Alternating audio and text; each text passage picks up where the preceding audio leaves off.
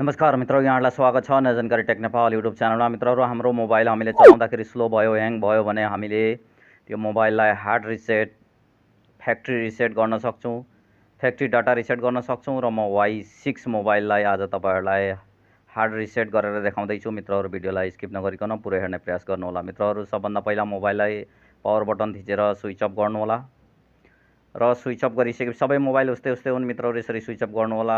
हावेको सबै सेटहरू प्रायः हामीले हार्ड रिसेट गर्ने तरिका एउटै हो। मैले यहाँ तपाईँहरूलाई देखाउँदैछु। यहाँ होला अब पावर बटन, त्यसपछि भोल्युम अप बटनलाई एकैचोटि थिच्नु होला।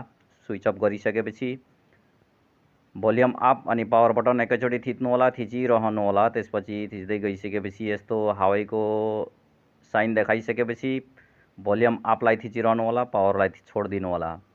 यसरी भोल्युम अपलाई थिच्दै जानु होला, थिचिरहनु होला। केही समयपछि यसरी मोबाइल यस्तो मोडमा जान्छ, त्यसपछि छोडिदिनु होला। छोडिदिइसकेपछि तपाईँले देख्न सक्नुहुनेछ यहाँ यस्तो इन्टरफेसमा खुलेको छ। अब यो मोबाइल यस्तो इन्टरफेसमा खुलिसकेपछि यहाँ तपाईँले देख्न सक्नुहुनेछ, यहाँ हेर्नु होला, तपाईँहरूलाई देखाउँदैछु। यहाँ हेर्नु होला, यो तल्लो वाइट डाटा फ्याक्ट्री रिसेट भनेको छ, यो ठाउँमा क्लिक गर्नु होला। फ्याक्ट्री रिसेट यसरी। त्यसपछि यहाँनिर तपाईँले देख्न सक्नुहुनेछ नो भन्ने अप्सन आएको छ। यहाँनिर YES टाइप गर्नु होला मोबाइल किप्याडबाट। त्यसपछि माथिल्लोमा क्लिक गरिदिनु होला फ्याक्ट्री रिसेटमा। त्यसमा क्लिक गरिसकेपछि अब तपाईँहरूको फ्याक्ट्री रिसेट हुन थालेको छ। यहाँ हेर्नु होला, फ्याक्ट्री रिसेट हुन थालिसकेको छ। यसले केही समय लिनेछ मित्रहरू, यो फ्याक्ट्री रिसेट हुनका लागि केही समय लिनेछ।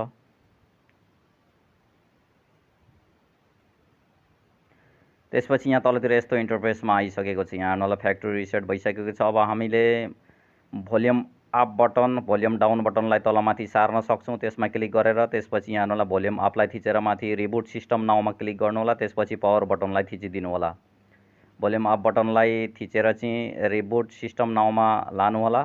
त्यसपछि पावर बटनलाई थिचिदिनु होला। तपाईँहरू पावर बटनलाई क्लिक गरिदिनु होला। त्यति गरिसकेपछि तपाईँहरूको रिबुट हुन थाल्छ, सिस्टम रिबुट हुन थाल्छ।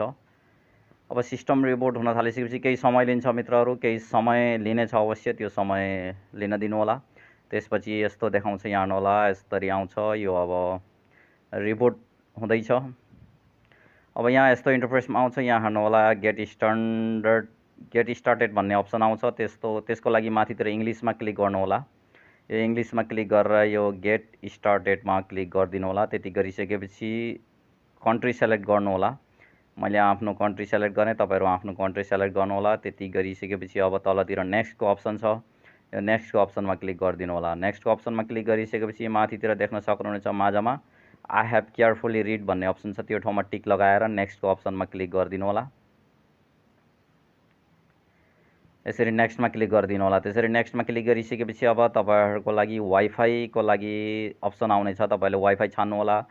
वाइफाई छैन भने डाटा छान्नु होला, अथवा डाटा पनि छैन भने स्किप गर्न सक्नुहुनेछ तपाईँले। म यहाँबाट एउटा वाइफाई छानेर वाइफाईबाट गर्दैछु।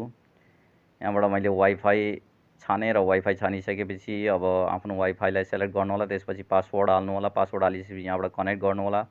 कनेक्ट गरिसकेपछि अब यो वाइफाई कनेक्ट हुन्छ।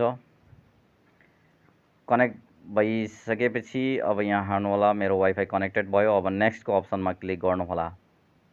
वाइफाई कनेक्ट भइसकेपछि नेक्स्टको अप्सनमा क्लिक गर्नु होला। स्टेप बाई स्टेपमा कम्प्लिट प्रोसेस तपाईँहरूलाई बताउँदैछु, भिडियोलाई ध्यान दिएर हेर्नु होला। यसरी नेक्स्टको अप्सनमा क्लिक गरिदिनु होला। नेक्स्टको अप्सनमा क्लिक गरिसकेपछि अब तपाईँहरूको लागि यहाँ अर्को टाइम लिनेछ एकछिन। त्यसपछि यहाँ अपडेट हुँदैछ। यहाँ हेर्नुहोला, यसपछि थोरै समय लिनेछ, समय लिन्छ, समय लिन दिनु होला मित्रहरू। समयको लागि पर्खिनु होला तपाईँहरू।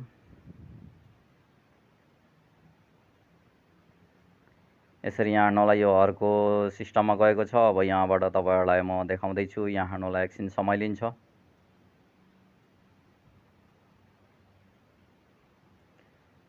चेकिङ इन्फो भनेको छ, केही समय लिनेछ।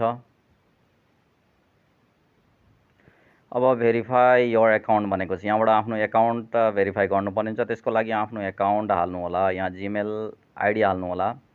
जिमेल आइडी हाल्नु होला र नेक्स्ट गर्नु होला। जिमेल आइडी हालेर नेक्स्ट गर्नु होला मित्रहरू। यहाँ जिमेल आइडी भेरिफाई गर्नुपर्ने हुन्छ।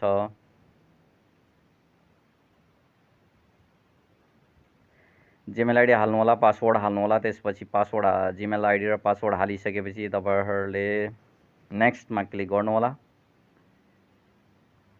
जिमेल आइडी पासवर्ड हालिसकेपछि नेक्स्टमा क्लिक गर्नु होला मित्रहरु। नेक्स्टमा क्लिक गरिसकेपछि यसरी यहाँ फेरि पनि तपाईहरुको आइडी सो गरेको छ। यसरी यो आइडीमा क्लिक गर्नु होला। आइडीमा क्लिक गरेर तपाईहरुले पासवर्ड हाल्नु होला।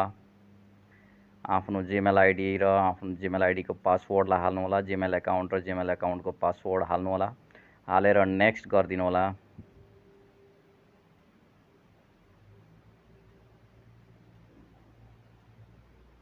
जिमेल एकाउन्ट र पासवर्ड हालेर नेक्स्ट गर्नु होला। त्यसपछि तपाईहरुले भेरिफाई गर्नुभएको जिमेल एकाउन्टको नम्बर देखाउनेछ। यहाँ तपाईले कुन नम्बरबाट भेरिफाई गर्नुभएको त्यो एकाउन्टलाई। त्यसरी यो माथिल्लोमा क्लिक गरिदिनु होला। यसपछि यो माथिल्लोमा भेरिफिकेसन कोड आउनेछ। माथिल्लोमा क्लिक गरिदिनु होला। माथिल्लोमा क्लिक गरिसकेपछि तपाईलाई भेरिफिकेसन कोड आउनेछ। तपाईले जुन नम्बर हाल्नुभएको थियो त्यो नम्बरमा कोड आउनेछ र यो कोडलाई यहाँ हाल्नुपर्ने हुन्छ र तपाईहरुको कोड कहिलेकाहीँ अपडेट आफै हुन्छ। त्यसपछि यहाँ माथितिर दुईटा अप्सन छन्। यो माझमा दुईवटा अप्सन मध्ये एउटा अप्सनलाई छान्नु होला। तपाईहरु म तल्लो अप्सनलाई छान्दैछु, तपाईहरु माथिल्लो अप्सनलाई पनि छान्न सक्नुहुनेछ। यो दुईटा मध्ये एउटालाई छान्नु होला। एउटामा क्लिक गर्नु होला। एउटामा क्लिक गरिसकेपछि अब यहाँ एकछिन समय लिनेछ। समय लिइसकेपछि यहाँबाट अब तपाईहरुले स्किप गर्न सक्नुहुनेछ मित्रहरु। यो नेक्स्ट नगर्नु होला। अब स्किप गरिदिनु होला। स्किप गर्दै जानु होला। त्यसपछि फेरि पनि स्किप गरिदिनु होला। स्किप गरिसकेपछि यहाँनेरि माथि सार्नु होला। त्यसपछि यहाँ नेक्स्ट इनेबल गरिदिनु होला। इनेबल गरिसकेपछि यो ठाउँमा लेटर भन्ने अप्सन छ। यहाँबाट लेटर यतापट्टि यो साइडमा यो लेटर भन्ने अप्सनमा क्लिक गरिदिनु होला। यहाँनेरि यो ठाउँमा क्लिक गरिदिनु होला। यो ठाउँमा क्लिक गरेर यहाँबाट इनेबल फेरि गरिदिनु होला। इनेबल गरिदिइसकेपछि यहाँ सेभ गरिदिनु होला। सेभ गरिसकेपछि अब तपाईहरु इनेबल अल सर्भिस भनेको छ त्यो ठाउँमा क्लिक गर्नु होला। त्यसपछि इनेबल एन्ड कन्टिन्यू भन्ने ठाउँमा क्लिक गरिदिनु होला। यति गरिसकेपछि तपाईहरुको फ्याक्ट्री रिसेट भइसकेको छ, हार्ड रिसेट भइसकेको छ। मोबाइल अब तपाईहरुको केही फास्ट चल्नेछ। आशा छ यहाँहरुलाई भिडियो मन पर्नेछ। आउँदा दिनहरुमा यस्तै युट्युब टिप्स एन्ड ट्रिक्सका साथमा आउनेछु। अहिलेको लागि यति नै। हस्त धन्यवाद। जय नेपाल।